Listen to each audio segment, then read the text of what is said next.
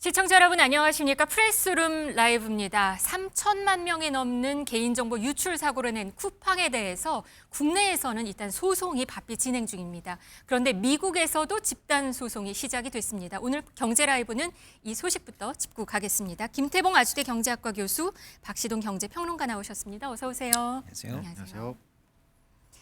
네, 쿠팡 본사가 미국에 있습니다. 그래서인지 지금 국내 로펌이 미국에 가서 이 소송 진행한다고 해요. 그 미국 브랜치인가요? 어떻게 되는 건가요, 지금?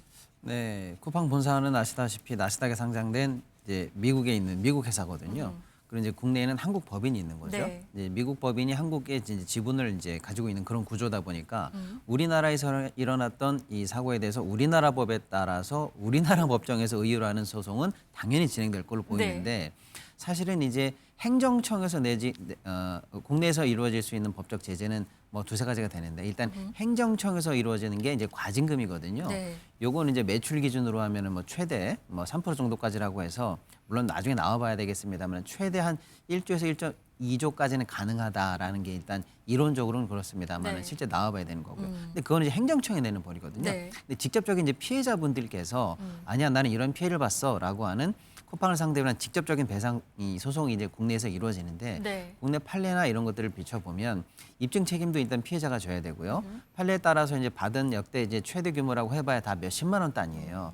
그러니까 이제 피해자들이 입은 어떤 피해를 보상하기는 좀 부족하다라고 일단 여론이 있거든요. 네. 하지만 이제 미국에서는 단순히 피해에 대한 직접 보상 말고 회사가 잘못했을 경우에 벌을 준다는 의미로 피해자에게 징벌적 의미의 징벌적 손해배상을 더 주도록 되어 있단 네. 말이에요. 그래서 일단 미국으로 이제 아예 소송의 무대를 옮겨가자라고 하는 게 지금 현재 이제 불이 붙고 있는 상황입니다. 네. 그래서 이제 미국 관련한 소송이 현재 제기되어 있는데 이미 국내 소송을 하고 있는 특정 법무법인 한두 군데가 이미 미국 소송을 제기하겠다라고 네. 원고를 이제 동일하게 그러니까 국내 소송과 미국 소송을 동일하게 모은 상황이고요. 네. 심지어 이제 미국에 있는 로펌도 같이 하나요? 예, 미국에서 네. 그냥 현지에서 미국 거주자 중에서 쿠팡 피해자들이 있거든요. 아하. 예를 들어 한국 와서 쿠팡 아이디를 가지고 해서 딱 네. 다시 미국에 간 사람 이런 사람도 있어요. 네. 거기서 이제 원고를 모집해서 직접 하겠다라고 해서 현재 소송의 무대가 미국으로 옮겨지고 있다 이렇게 볼 수가 있겠고요. 어쩌면 더 많은 배상을 받기 위해서 미국 소송까지 같이 진행을 한다 이렇게 맞습니다. 이해하면 되는 하나는 일단 국내에서 없는 그리고 국내랑 좀 비교할 수 없는 징벌적 손해배상으로 더 많은 배상을 받겠다라는 네. 거고, 둘째는 국내에서의 이 피해자들에 대한 미온적인 태도에 대해서 이제 소비자분들이 많이 화가 나신 화가 거죠. 났죠. 예, 네. 그런 부분이 일단 있겠고요. 법률적으로는 국내랑 조금은 입장이 다른데 국내에서는 이제 직접적인 피해가 일단 쟁점이 될 것 같지만 미국에서는 이제 사실은 한국 법인을 가지고 있는 모회사 개념이거든요. 네. 그런 측면에서 상장사로서 소비자 정보를 제대로 했는지 또 한국 법인에 대한 경영이라든지 지주회사로서 모회사로서의 관리 감독이라든지 이런 부분을 똑바로 했느냐 이런 부분까지 더해져서 아마 법률적으로 심사가 될 걸로 예측이 되고 있습니다. 네, 국내에서도 지금 꽤 많은 사람들이 소송에 참여를 하는 것 같습니다. 지금 뭐 60만 명 얘기까지도 나오고 있는데요. 법무법인들도 여러 곳이고요. 개인당 받을 수 있는 금액을 한 100만 원까지도 얘기를 하는 곳이 있는 것 같아요. 실제 소송에 참여해야지만 돈을 받을 수 있는 건가요? 집단 소송? 예, 우리나라의 경우는 손해배상 이 소송에 원고로서 참여를 해야 배상을 이제 보상을 받을 수 있고요. 네. 이게 시작은 참 창대한데 끝으로 갈수록 이게 소송이 장기화가 되면은 원고들이 이제 떨어져 나가면서 점차 그 배상액의 규모도 작아지는 속성이 있습니다. 우리나라의 네. 과거 판례를 보면. 네. 그러니까 이 한국 법인을 상대로만 국내 소송만 한다 그러면 당연히 쿠팡 한국 법인은 이제 이 소송전을 장기화 시켜서 끝까지 이제 많은 원고들이 떨어져 나가도록 하는 것을 할 텐데 이번에 이제 이 모 회사가 이제 미국 회사이기 때문에 마침 그런 것이 이제 어떤 괘씸죄 성격도 있고 네. 그러다 보니까 이제 미국에서 소송을 진행하는 거거든요.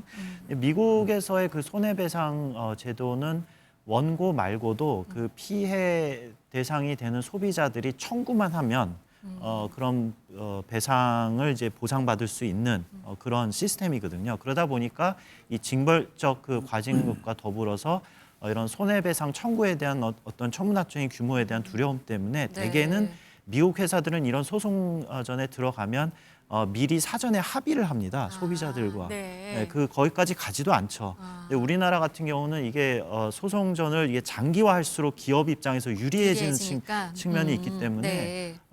이번에는 이제 미국 소송과 한국 소송을 동시 진행한다는 측면에서는 이 쿠팡의 모 회사와 이 한국 법인 둘 다에게는 큰 압박이 될 것으로 그럼 사료가 됩니다. 오히려 미국을 압박을 하면서 그냥 우리 소비자들한테 오히려 한국 소비자들한테 얻을 수 있는 합의가 있을 수 있겠다 이렇게 보시는 건가요? 그런 게 이제 우리나라 최초로 가능하지 않을까라는 기대는 하는데 네. 그 자세한 법률적인 것들은 앞으로 지켜봐야 될 것 같습니다. 네, 이게 지금 현재 쿠팡의 안일한 대응 때문에 사실 소비자 피해자분들이 더 화가 나는 경향도 있거든요. 이번에는 사과문을 올렸는데 그 광고 문구까지 같이 올렸다고 해요. 이게 좀 화가 날 수밖에 이게 없어요. 정말 네. 황당한 일인데요. 사실 사과 자체도 굉장히 늦었고요. 네. 그래서 진정성을 원래 의심받던 중이었습니다. 사건의 이 성격에 대해서도 처음부터는 노출이다라고 이제 표현을 해서 당국에서 시정하라는 얘기를 바꿔서야 이제 한참 늦게 이제 유출로 성격을 바꾸고 그제서야 부랴부랴 이제 떠밀리듯이 사과를 했거든요. 네. 근데 그 사과문을 이제 재전송을 하게 된다라고 하면은 그 이미지 화면에 저런 지금 식으로 나오고 있는 그렇습니다. 화면입니다. 네. 이게 사과문인 건가요? 근데 그러니까요. 밑에 쿠팡이 추천하는 쿠팡 관련 혜택 같은 거 이렇게 나온 거군요. 맞습니다. 사과문을 링크하거나 카톡으로 이제 공유하게 되면은 네. 쿠팡 관련한 혜택과 특가라는 홍보성 문구가 따라붙도록 이제 설계가 네. 된 거예요. 그런 게 이게 도대체 사과냐, 사과를 빙자한 또 다른 홍보냐, 도대체 사과의 진정성을 있는 것이냐, 누가 이런 사과문을 이렇게 허술하게 만들었느냐라고 해서 또 다시 이제 소비자들로부터 빈축을 사고 있고 네. 나중에는 이제 단순히 이제 옮겨가면 늘 따라붙는 광고성 문구라서 뭐 기술적인 부분에 불과하다고 핑계는 대고 있습니다만 지금 뭐 분노한 소비자분들에게는 뭐 와닿지가 않는 얘기라고 해서 더없이 큰 이제 비판과 빈축을 네. 사고 있다 이렇게 볼 수가 있겠습니다. 네, 쿠팡은 본사가 미국이고요. 사실 실질적인 총수는 김범석 의장입니다. 4년 전에 미국 나스닥에 상장할 때는 한강의 기적이다 이런 얘기도 했었거든요. 그러나 이후에 사고나 사건이 있을 때마다 그 뒤로 숨었다 이런 얘기가 나오면서 비판이 거센 상황입니다. 한번 목소리 들어보시도록 하겠습니다. 질문을 하나 드릴게요. 쿠팡은 한국 기업입니까? 미국 기업입니까? 법률상 미국 기업이 투자한 한국법 지난 7월 말에 저는 한미의원연맹 방미단 통해서 미국 상하원 의원들을 만났습니다. 우리 미국 기업의 활동을 한국 국회가 가로막고 있다. 어느 기업인지 제가 물었습니다. 그랬더니 쿠팡이래요. 아, 쿠팡이 미국 기업이었구나. 김범석 의장은 그게 이야기 다 하던가요? 박대준 사장할게. 그럼 나가서 총알바지 좀 하고 샌드백 좀 하고 오라. 이 얘기입니까? 아니요 그렇지 않습니다. 한국이 그렇게 우스워요?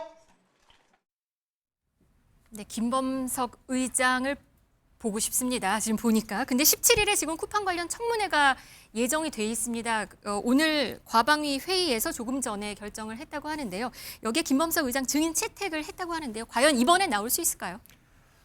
과거에 이제 뭐 야간 근무자 사망 사고, 입점 업체 수수료 갈등, 쿠팡이츠 노동 환경 그때마다 이제 국회에서 불렀지만 한 번도 나타난 적은 없었습니다. 네.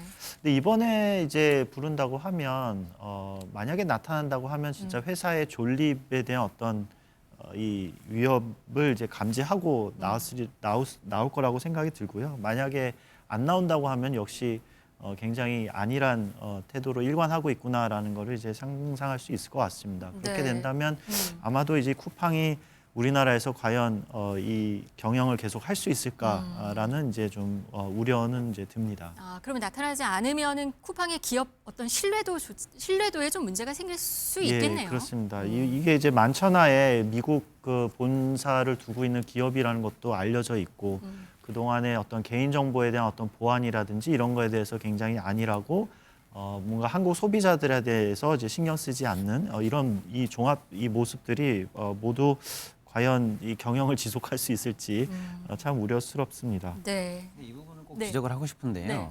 미국 상장 법인이기 때문에 미국 법에 따라서 이제 SEC 미국 증권거래위원회에다가 여러 공시 자료를 이제 법률적으로 내도록 네. 되어 있습니다. 네. 거기 보면은 한국 사업, 한국 법인에 대해서 최종 운영 의사 결정자가 김범석이에요.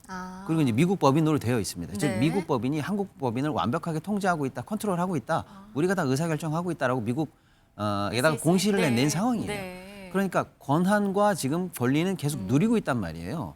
그런데 책임질 일이 있으면은 난 한국 법인과 관련해서 어떠한 직책도 맡고 있지 않다. 그리고 다 미국인이야. 라는 핑계로 지금 도망가고 있거든요.